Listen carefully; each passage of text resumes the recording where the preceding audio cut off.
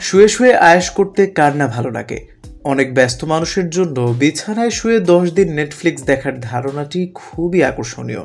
কিন্তু আপনি জেনে অবাক হবেন, এভাবে বিছানায় শুয়ে থেকেই 6,44,664 টাকা উপার্জন করা সম্ভব। তবে তার জন্য আপনাকে গবেষণা কাজে স্বেচ্ছাসেবক হিসেবে অংশগ্রহণ করতে হবে।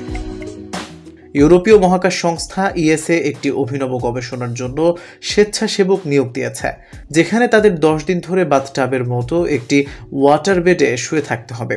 এই গবেষণার নাম ভিভাল্টি।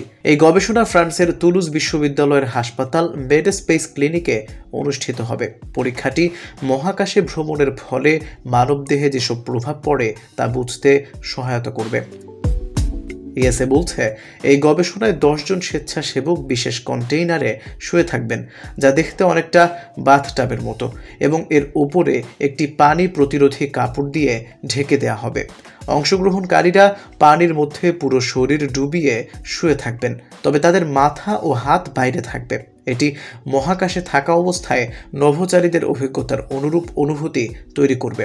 এতে অংশগ্রহণকারীরা মহাকাশে ভেসে থাকার অভিজ্ঞতা পাবেন, যেমনটি আন্তর্জাতিক মহাকাশ স্টেশনে ভ্রমণের সময় তারা অনুভব করেন।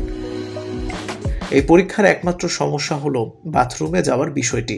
ইএসএ জানাচ্ছে, বাথরুম ব্যবহারের জন্য অংশগ্রহণকারীদের একটি ট্রলিতে স্থানান্তর করা হবে, যাতে তাদের শোয়া অবস্থান বজায় থাকে।